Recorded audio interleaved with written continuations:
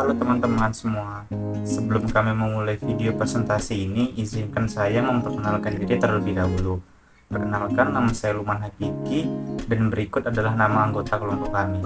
Baiklah, langsung saja kita mulai video presentasi kami, yaitu membahas tentang observasi masyarakat nelayan di Tanjung Pinang. Latar belakang, nelayan merupakan masyarakat yang tinggal dan hidup berkembang di pesisir pantai.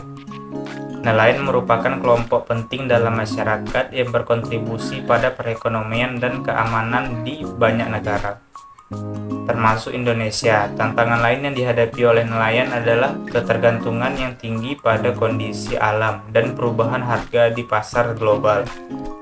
Ini merupakan mata pencarian nelayan menjadi sangat rentan terhadap kejadian luar biasa seperti bencana alam dan fluktuasi ekonomi global. Nelayan mengalami keluhan mengenai harga solar yang naik pada tahun 2022 kemarin, dan ini sangat memberatkan nelayan dalam mencari mata pencarian mereka, apalagi untuk bantuan subsidi solar yang ada belum didapatkan nelayan secara merata. Salah satu penyebabnya adalah kurangnya pengetahuan masyarakat terkait cara dan syarat yang dibutuhkan untuk mengajukan subsidi bahan bakar minyak tersebut. Rumusan masalah. Apa saja masalah yang dihadapi para nelayan yang ada di Tanjung Pinang? Bagaimana solusi dari pemerintah mengenai masalah yang dihadapi oleh nelayan? Apa saran sebagai mahasiswa menanggapi permasalahan tersebut?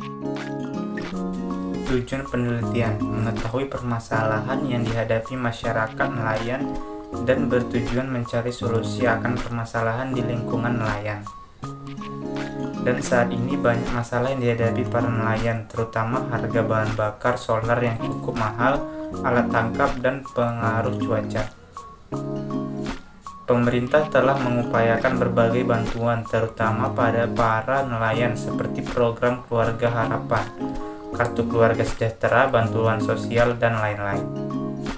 Dari yang penulis dapatkan dari wawancara yang telah penulis lakukan, yaitu solusi mengenai masalah bahan bakar solar.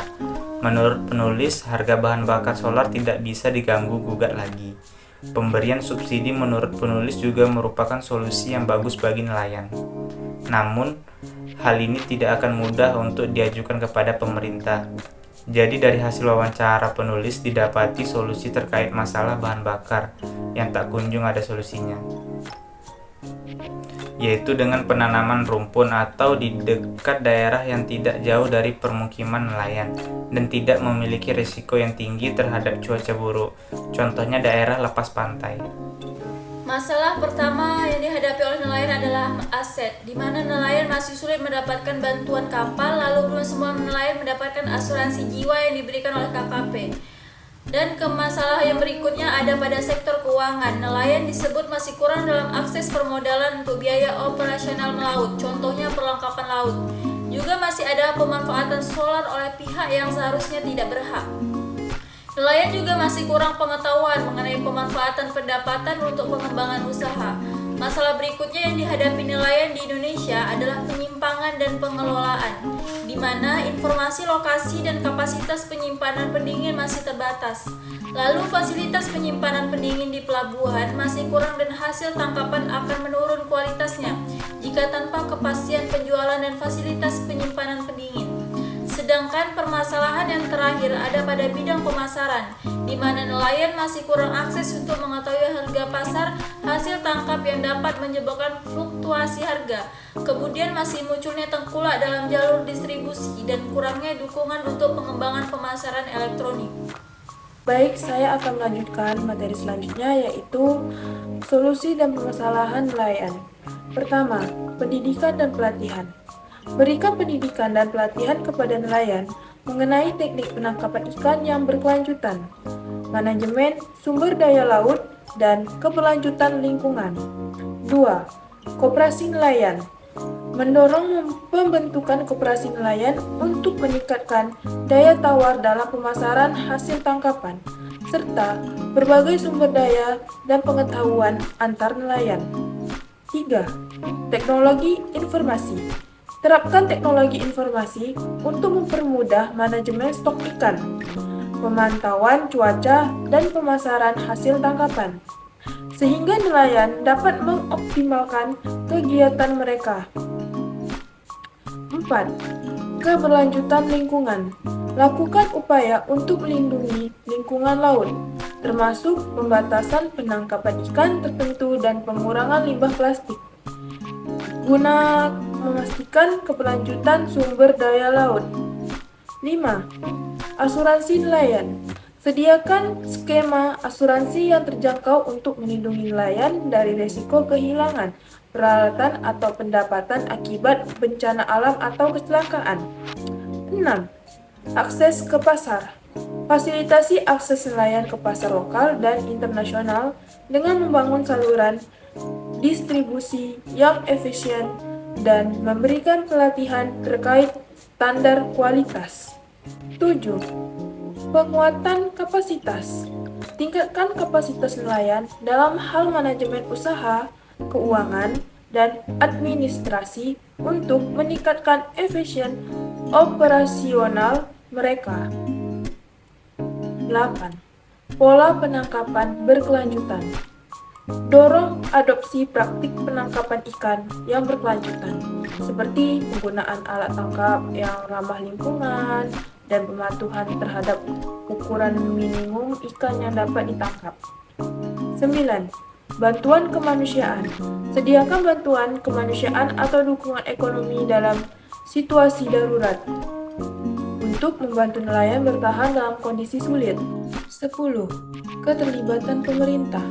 Dukung peran aktif pemerintah dalam mengembangkan kebijakan yang mendukung nelayan, termasuk pengawasan dan penegakan hukum untuk melindungi hak dan keberlanjutan nelayan.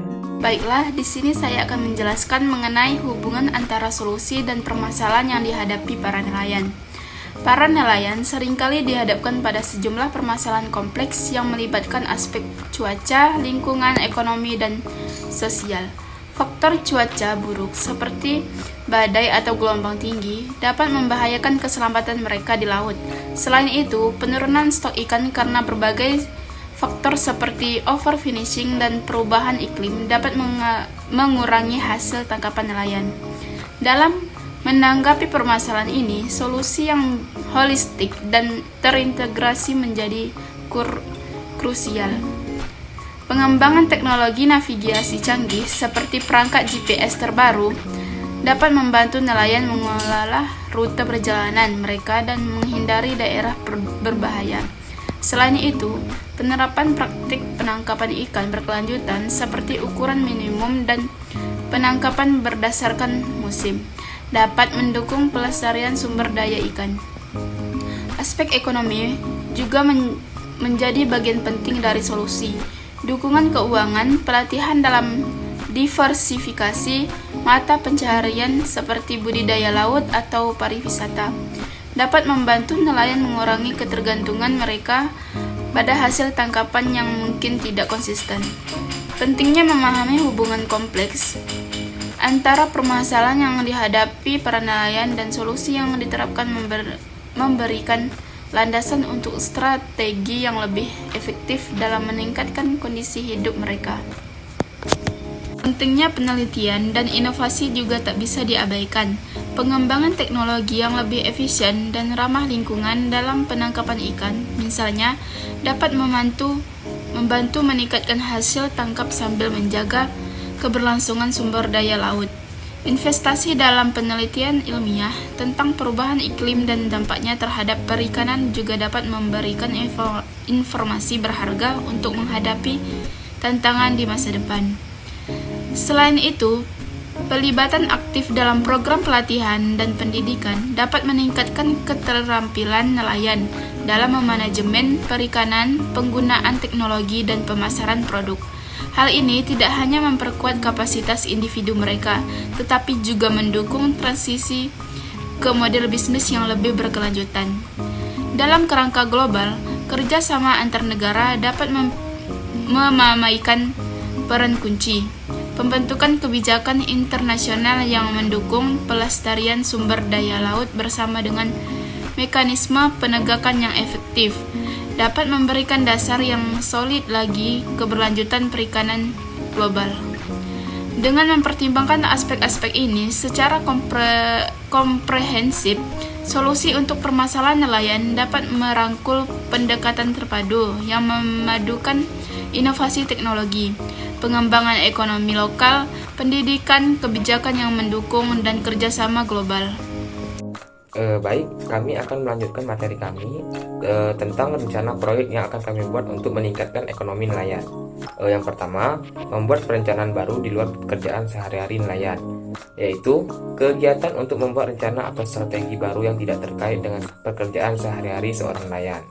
Hal ini dapat dilakukan untuk mengembangkan usaha sampingan atau meningkatkan keterampilan di bidang lain.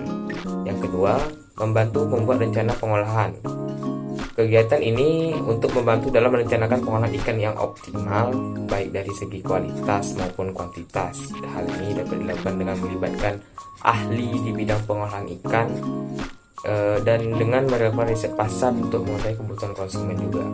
Dan yang ketiga, pendidikan dan pelatihan. Kegiatan ini digunakan untuk meningkatkan keterampilan dan pengetahuan seorang dalam bidang tertentu. Dalam konteks nelayan, pendidikan dan pelatihan ini juga dapat dilakukan untuk meningkatkan keterampilan dalam menangkap ikan, memelihara peralatan, atau mengolah usaha perikanan secara lebih efektif. Karena di zaman sekarang nelayan kebanyakan masih menggunakan cara yang terbilang tradisional. Dan kesimpulan dari materi kami yaitu yang pertama, kami memberikan solusi yang diusulkan untuk meliputi membuat perencanaan baru di dalam pekerjaan sehari-hari nelayan, membantu dalam membuat rencana pengolahan ikan, dan memberikan pendidikan dan pelatihan kepada nelayan. Dan pemerintah memiliki peran penting dalam memberikan bantuan dan subsidi, menyediakan akses pasar, dan memberikan pendidikan dan pelatihan kepada nelayan. Dan nelayan di Tanjung Pinang, khususnya Kepulauan Riau, menghadapi masalah seperti biaya bahan bakar yang tinggi dan kurangnya akses terhadap teknologi serta pendidikan, serta ketergantungan pada kondisi dan perubahan harga di pasar global. Dan saran kami sebagai mahasiswa yaitu pemerintah dan lembaga terkait perlu meningkatkan akses nelayan terhadap bantuan dan subsidi, serta memastikan pembagian fasilitas pendidikan dan pelatihan yang diberikan kepada nelayan perlu ditingkatkan juga, dan fokus pada teknik penangkapan ikan dan pengelolaan perikanan yang bijaksana. Dan perlu adanya kerjasama antar pemerintah, lembaga pendidikan, dan masyarakat untuk meningkatkan kesejahteraan nelayan dan keberlanjutan sumber daya laut.